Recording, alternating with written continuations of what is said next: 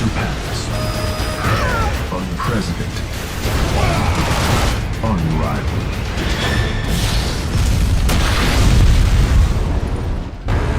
Unreal Tournament 3, coming to Xbox 360 this summer.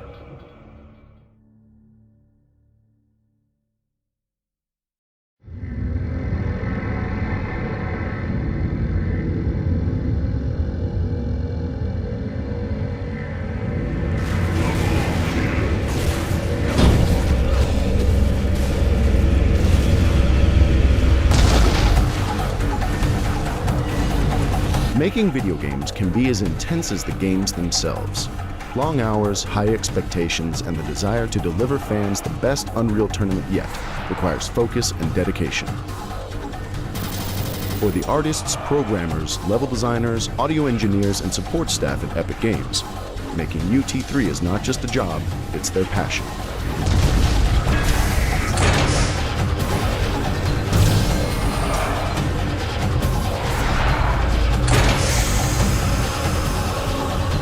Unreal Tournament 3 required the collaboration of dozens of talented individuals for a time period of over 2 years. The work that they were able to put together speaks for itself. It's a titanic effort to pull off a AAA game in 2007. We have this huge amount of collaboration and communication required to keep everybody productive, to keep them on track and working on things we need, not things that we don't. And that's really the cornerstone of my job, is making sure that everybody in this huge pool, not all in the same building even, or same city, have what they need to get their job done.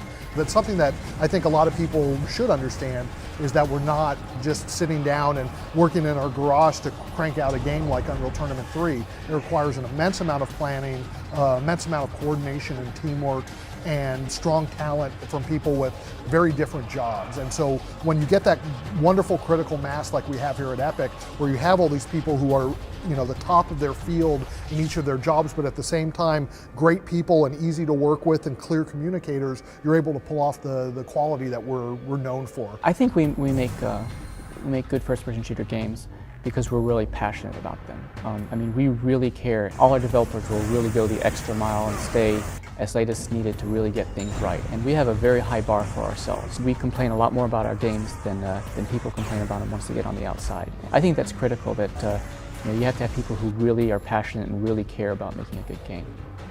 The way that we build Unreal Tournament 3 is very much an iterative process, where we do playtests every day, and we've been doing that since the very beginning. The game was playable probably a month after we started working on it. And that's a really important thing. It means that every day we can play it and review where we're going, if things are working, if things are not. And you don't go 3 months and all of a sudden realize, oh my God, we've gone down the totally wrong path. And I think that's a really important part of what is going to make this game feel really polished and really tight. We try a lot of cool new ideas, and if they don't work, we cut them. And we don't hang on to stuff just because it sounded cool and we think we can make it cool and when they're dragging the game down. With Unreal Tournament 3, what we've really tried to do is go back and look at all the different variations of Unreal Tournament and think about what worked and what didn't work and what made them great. One of the things that we've done even recently, we go back, we play Unreal Tournament 3, and we'll go back and play the old Unreal Tournaments and see, have we missed something that was part of the essence of Unreal Tournament? Are we really extending the game and making it better in all ways? And that's really been our mantra, is we want to add a lot of new and exciting gameplay, but make sure that we're building on top of something that is still Unreal Tournament at its core.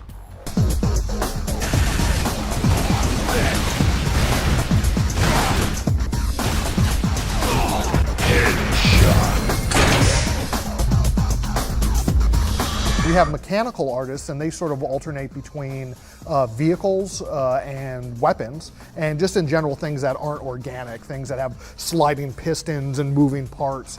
We spend more polygons in our high poly models for the weapons in Unreal Tournament 3 than we did in the entire game of Unreal Tournament, like in one scene at any one time. We spent a lot of detail on our weapons, and it's because it's cool to have this thing right in front of you that shows you all the detail, and you've got proof that you're using great hardware right in front of you. So all our weapons, even though they're science fiction science, they look like they could work. They all articulate and move and open and charge up and discharge, and you can see every shot being loaded in, and we've got readouts that tell you the number of ammo that you've got left. These are the area of expertise for our mechanical modelers. Hi, my name's Pete Hayes. I'm a 3D modeler here at Epic Games. I'm going to walk you through the process of creating one of the weapons, the impact hammer, from start to finish. And that's what we're going to take a look at today. Concept art. The rough poly model. Here's kind of my starting point. So we've jumped a little bit further down the line. Add a little bit of detail. I'll start to add little nuances like the rivets, bolts, holes. People are getting a pretty good idea of what the weapon's going to look like. So a little bit further down the road, I want the first person to look good. What I call a proof of functionality animation. This is kind of the main attack where you charge it up and then impact hammer somebody, exploding them into bits. So once the high poly is done, I do what's called exploding the model. And then I do what's called a process. That's called a normal map. I'll reassemble the low poly. And that's kind of the finished product.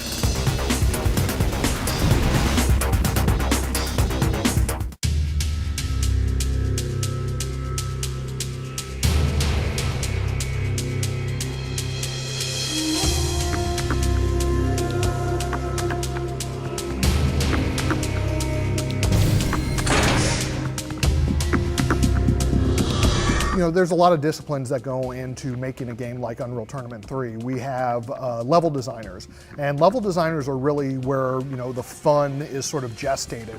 That's where their job is to go and create these play spaces that even if they're just checkerboards, they're really ugly, you can still see the fun. You can still have the fun when you play it. And there's a lot of technical aspects to their job as well, namely they have to worry about performance.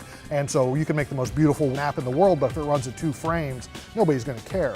And so you have to do a nice trade-off between performance and visuals at all times. Starting a level is kind of a daunting task for some people. A lot of people think that a level just gets made and is fun, you know, things kind of randomly come together. But there's really a very long process involved in getting a level to where it ends up. That involves the ideas of many different people and a lot of different hands touching it. You really start with a basic concept, whether it's a gameplay idea or a location or a trap or whatever it is that you really want to do. You just have to start with this basic core concept. From there, we do what's called shelling it out, which is really, really basic geometry, just flat walls, no decorations at all. Just get in there and play. We work very hard on game flow so that people are funneled down corridors to a specific point where there is a specific item that they need to pick up. Random example, tight corridors should have something like a flat cannon which can bounce around in that narrow space and help that person as they go through the corridor. So there's a lot of thought that gets involved not only into the way that the level is laid out, but where the items go that are in there. We just test it at that point. Test over and over and over until we're sure that it is fun as can be. When it's in that really basic state, it's very easy to say, oh, the game would be so much better if there was a door here instead of a wall. And we can just go in and subtract a hole and then boom, we've got a thing we can play in. During that phase, while we have the basic geometry in place and the concept in place, the level goes over to an art team. And we'll start with either coming up with a overview of how we want the area to look and feel, or maybe even go to a concept artist who will take a picture of that geometry and do a paint over. So they'll kind of paint architectural details and foliage or whatever it is on top of our basic geometry. And then starts this very long process of merging the two, where you have a team of artists that develop assets, whether it's textures and materials to static meshes to particle effects, and all that kind of slowly starts to come together and becomes what people recognize as a level. It's truly incredible to see these things really transform from this basic, untextured, blocky, ugly thing into this beautiful environment that's unbelievably realistic.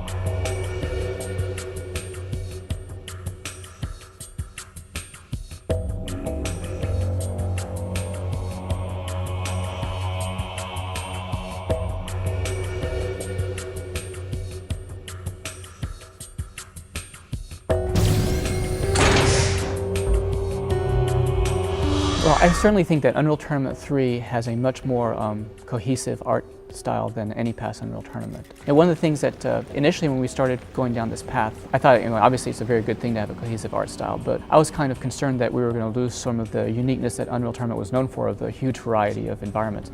And one of the really gratifying things that's turned out is, credit to the art director and art leads and art team, is that we still have this huge variety of environments and places you fight in, but it all feels much more cohesive. And it also gives you much more of a sense of place than in past Unreal Tournaments. All our levels really feel, as you play through them, you can really feel where you are. And now that we have this campaign mode where you're progressing through in sort of a geographically cohesive way, you really sense how you're moving forward. The levels itself feel like they fit together, as opposed to being a random jumble of cool-looking levels. On the art side, we have a number of different disciplines.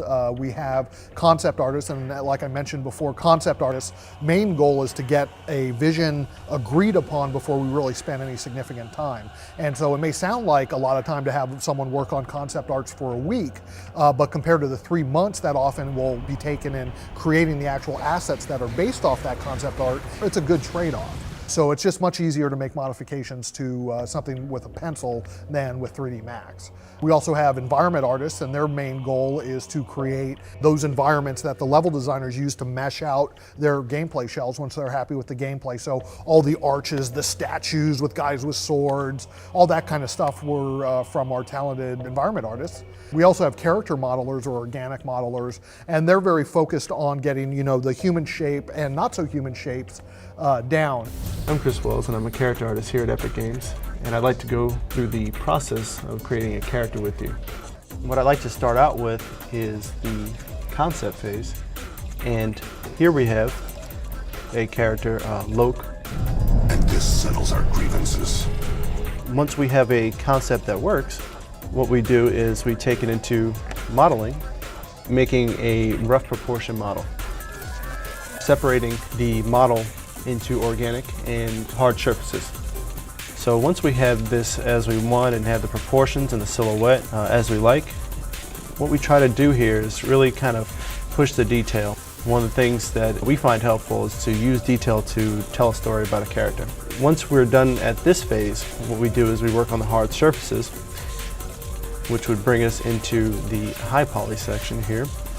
And here we have the finished high poly version right here. One of the things you want to keep in mind is to try to push the silhouette and make sure that there's always a lot of interesting shapes on the model that make it easily identifiable from a distance or when it's moving. At that point, it brings us into the editor, which we can see our final model right here. And that's how we create characters in a nutshell. Hell yeah! This is my kind of fight. The kind where we all die, Othello? Don't worry, your brother's got a plan. They also have to work very closely with animators to make sure that the creatures move right. The most beautiful character model in the world, the illusion will be dispelled like that if it doesn't move like what people would expect, and that's why we use mocap and technologies like that to ensure very natural and human-like motion.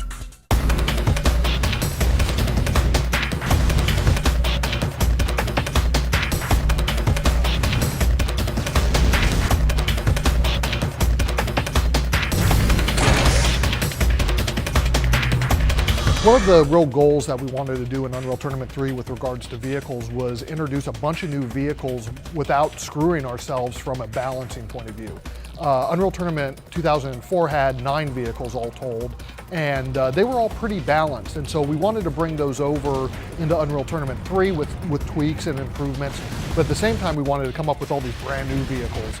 And the goal with them was to make a sort of like a separate but equal. So that's the way we approach the vehicles, or what are the traits that we think would facilitate balancing, but at the same time we could approach from different angles. And so if you think of a tank, it's got a very deadly primary fire, but a slow rate of fire. It's got a turret that traverses, so it deals with threats in any direction. It's heavily armored, it's slow. It's got a secondary turret that you can use for aircraft or fast movers that are exceeding the traversal rate of the turret. Those were the elements that make up a tank to us. And so on the Necros side, what we came up with is the Darkwalker. And the Darkwalker is unambiguously the main battle tank of the Necros. But the first thing you'll notice is it's not treaded. And so the treads on the Goliath, the Axon tank, really restrict where it can get. The Darkwalker is a tripod, and so it can actually climb up onto things and pull itself up in ways that we didn't initially expect. It also could crouch all of a sudden, and so you could do real-world tank tactics like hull down, where only your turret is showing to the enemy and the rest of your tank is hidden by the environment. You can do that with the Darkwalker and actually have it crouch, pop up, fire, and then crouch back down. And so we were able to get all these tank-like elements into something that really didn't look like a normal tank, even though it fulfilled that same role. And it certainly allowed us to balance the game. Something that really surprised us, though, was in addition to the way it could traverse certain terrain, was that players just enjoyed going through legs of walkers. And so all of a sudden with the hoverboards, people would be like pulling tricks through this dangerous vehicle's legs and out the other side. Well, that just made the vehicle seem wimpy, which is the last thing we want this thing to communicate to the fans. And so what we decided to do was add this concussion effect that shoots out underneath it, ragdolling anyone. So if you're paying attention and someone goes between your legs, you can hit that, back up as they're trying to get up from being ragdolled and cook them out. And so that was a neat gameplay mechanic that we certainly didn't design. We just sort of saw the behavior and said, what should we do to address that? And then because of that, we came up with a new feature, a new weapon that actually is integral to the vehicle as the primary fire. The Darkwalker early on was this silly looking, just a placeholder, a ball with some tentacles hanging out from him. And I started playing around with it, and then I showed other people, and everybody got really excited about it. And we started putting in play tests, and we went through all kinds of different firing modes for it and everything until we found, oh, this, the one that was perfect. And the day we put it in with the big beam of fire that just, vaporizes people, was we realized that that was it. In this version of UT3, we wanted to give the player a better visual indicator of how the vehicles would be damaged in the process of the game. So we've implemented a damage system, so that as the vehicle's taking hits and damage, it's starting to crumple, it's starting to look charred and burnt. Small fires start to appear in specific places. You start to get sparks coming from the wheel. And then once it gets towards the end of its health, you have pieces coming off, and then you really know that this thing is about to blow up and you have to get out.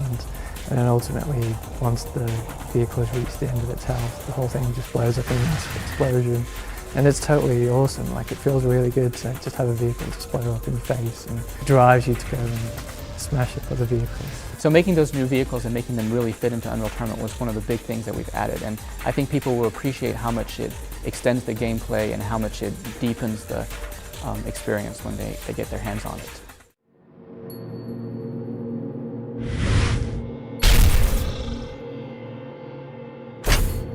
Play.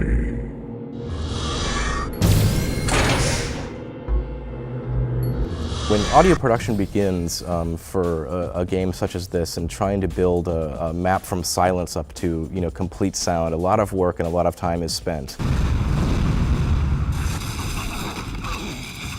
One of the aspects of audio that I like are the ambient sound passes that were made in the maps. In UT3, we actually did a full uncompromised sound pass on every map, and so when you're in the maps themselves, they all have a unique sound to them.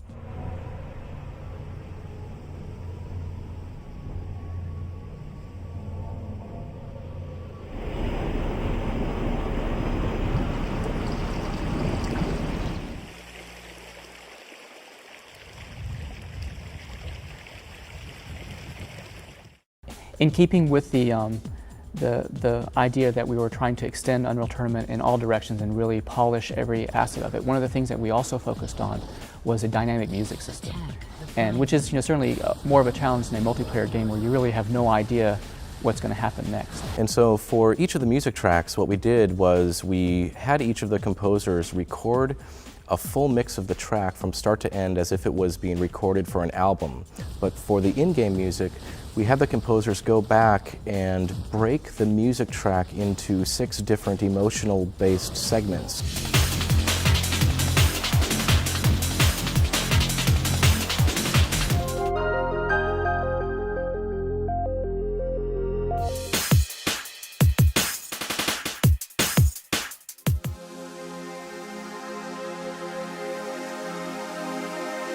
And so this was an attempt to have the music have more relevance to the gameplay within the game, and actually provide an emotional context for the user as they're playing the game. Okay, cool. So we're working on the UT3 cinematics at the moment, final stages of development, and working on the Necrus Attack cinematic, which occurs about halfway through the game with music mix only.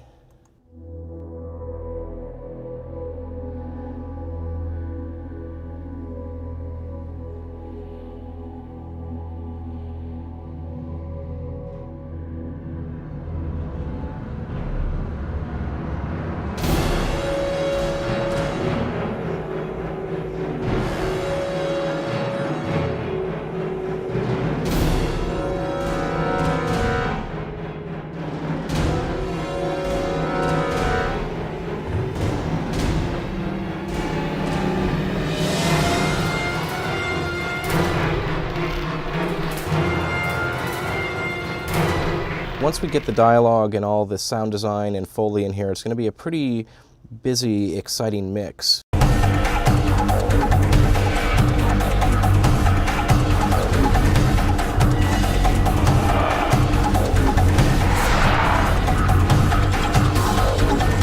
Unreal Tournament 3 was a real passion product for the team here at Epic Games. Normally you have to make a lot of compromises to get your game done, but we were really able to deliver on the goals that we set out at the onset of the product.